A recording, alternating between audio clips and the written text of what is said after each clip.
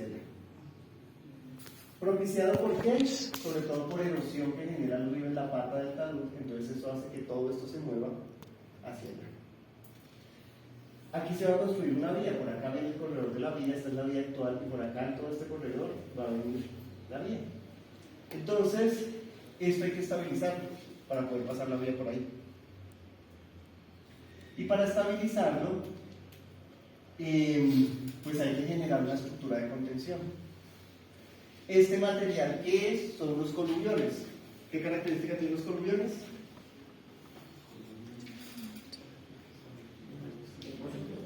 Son depósitos de ladera, ¿y qué los caracterizan?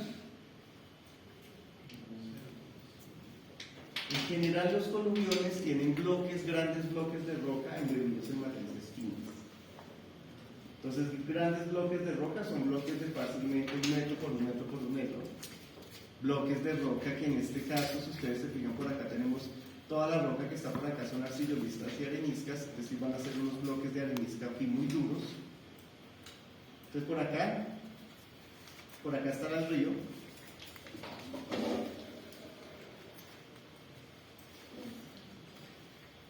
Por acá estará el río.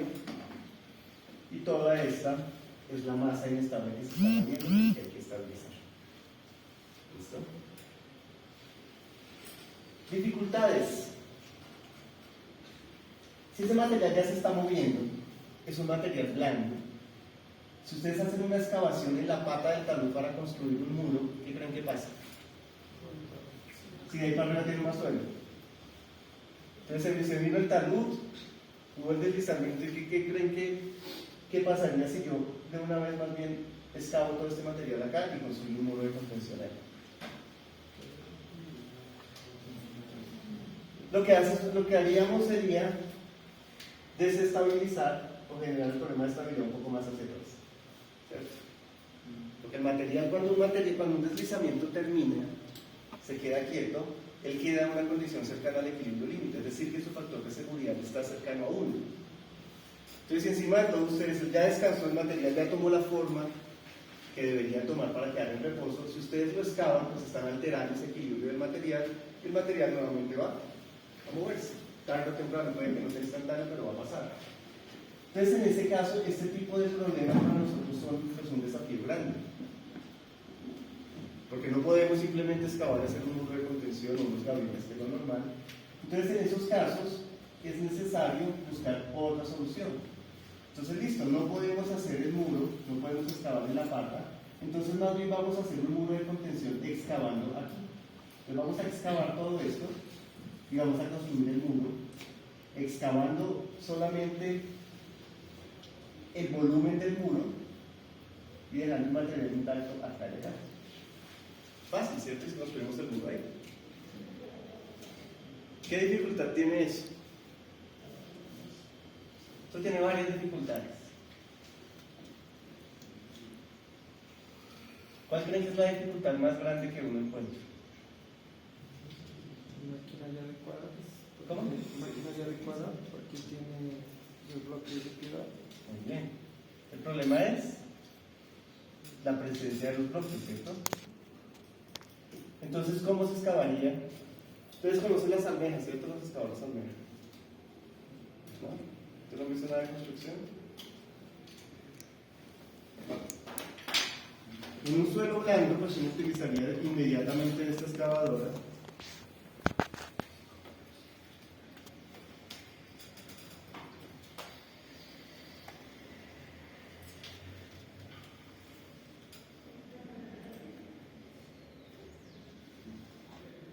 Una excavadora como esta, ¿cierto?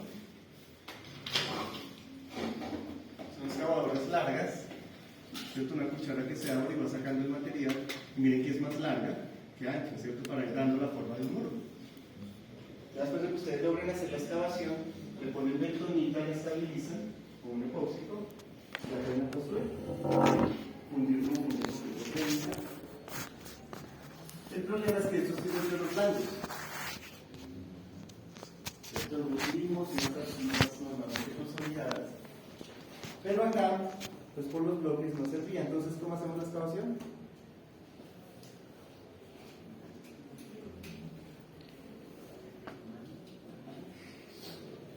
mano, ¿cierto? A mano. ¿Y cómo hago yo excavación? ¿Cómo se llama ese sistema constructivo? Cuando yo hago una excavación, un pilote a mano, vertical, ya lo hemos mencionado acá. Ustedes son ingenieros civiles en construcción, lo ven en estructuras, lo ven. Vamos a hacer unos Keyson. Unos Keyson.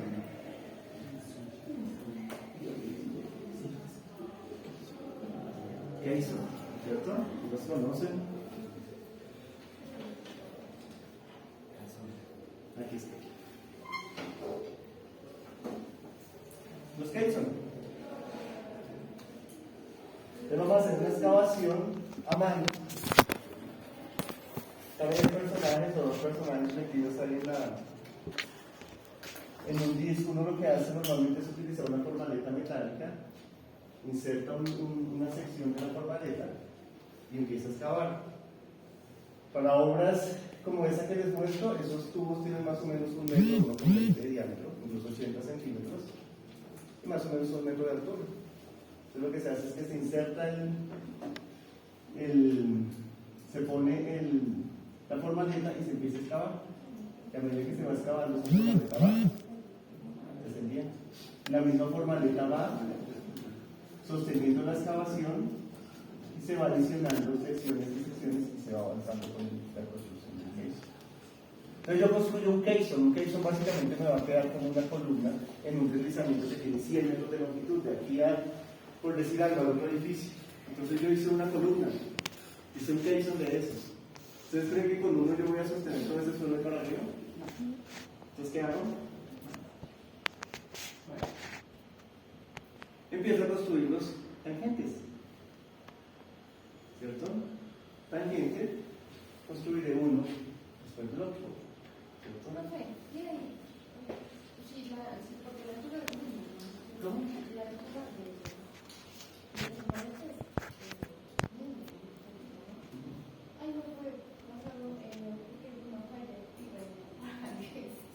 No, porque la formalidad ya va descendiendo, como ya pesa, entonces está montando más encima. El tubo va descendiendo y tú vas montando un tubo sobre otro, hasta que alcanzas la profundidad que requieres. Y vas excavando a mano, supremamente lento y costoso, pero efectivo. Eso se hace a diferentes escalas, esos Keyson.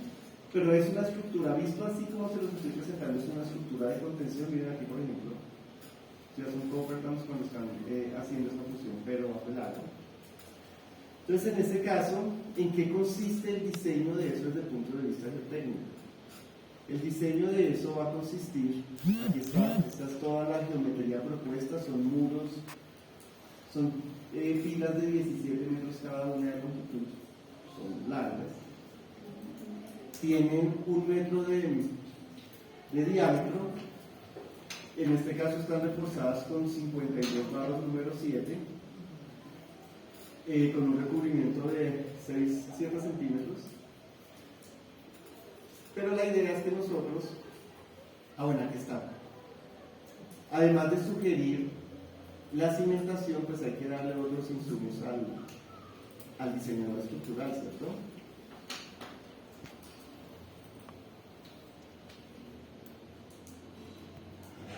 Bueno, aquí para que ustedes vean un poco mejor lo que es el deslizamiento y el material es esto. Todos son suelos, todos estos son suelos, todos son depósitos de ladera, todos estos cuscos de ladera, y lo que se está moviendo en la zona activa es esto. Y el muro se está planteando por acá para sostener el material, todo este material hacia arriba. En este caso es viable hacerlo. Esa estructura de contención en este caso es una estructura de contención viable. Cuando nosotros estamos diseñando, ¿qué le debemos entregar a un diseñador estructural? ¿Qué le interesa al diseñador estructural? Les pregunto.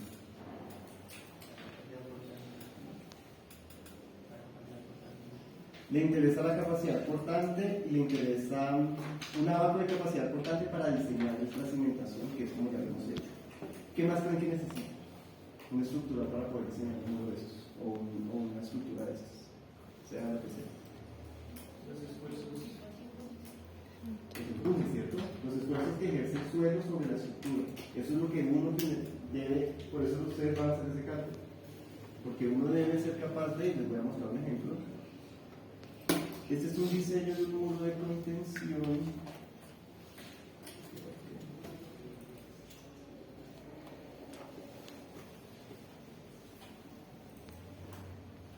Este es un ejemplo de un muro de contención en la costa pacífica panameña, en una zona que falló.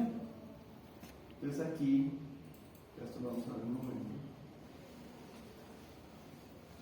Era un muro de 6 metros, una zona de 6 metros de altura, donde en toda esta zona de acá había una vivienda, un parque, pues una casa, vivienda de altas especificaciones, y en algún punto esto falló y había que diseñar una estructura de contención en una zona que está sometida al oleaje.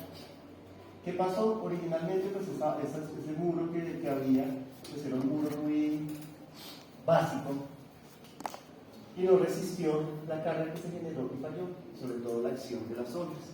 Entonces ahí hubo que diseñar un muro.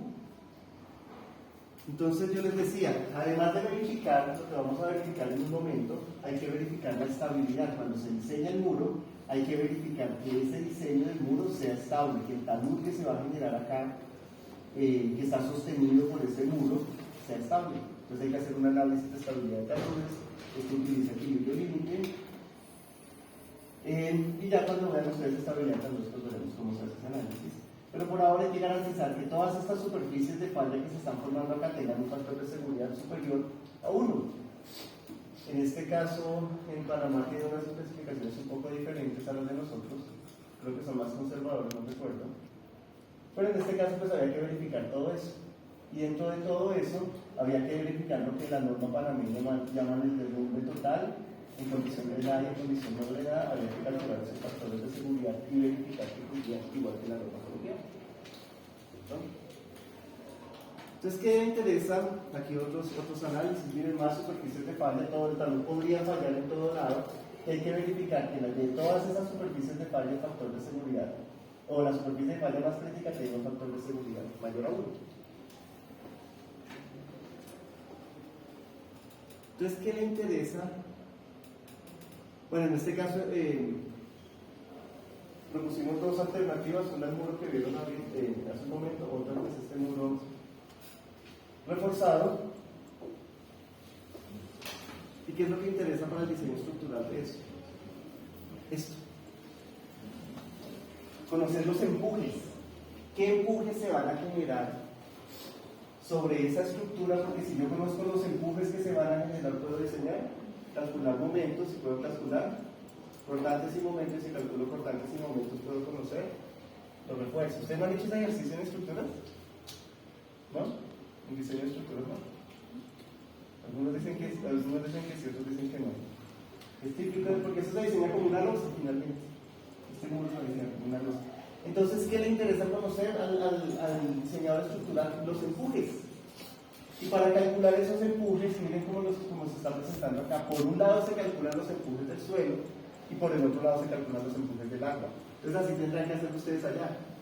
Calculan el empuje del suelo, el empuje del agua, y ya ese insumo es el que va a utilizar el diseñador estructural para calcular momentos, para calcular cortantes, calcular secciones o ajustar las secciones de los muros y definir refuerzos. Fácil, ¿cierto? ¿Es claro? No tiene mucho libro.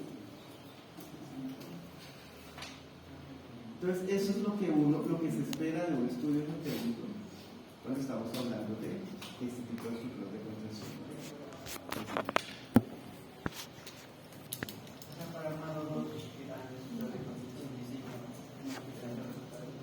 Sí, aunque cuando hay algunas simplificaciones, ustedes se van a dar cuenta que en el curso de estructuras ya les vienen dadas la geometría y les dicen, vean, no me calculen así, lo voy a calcular de una vez, porque realmente eso es escribir a calcular. Una vez que lo simple calcular, esto no se considera bien.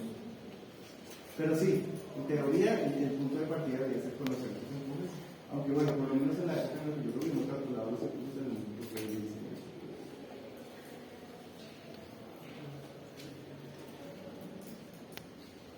Entonces vamos a ver,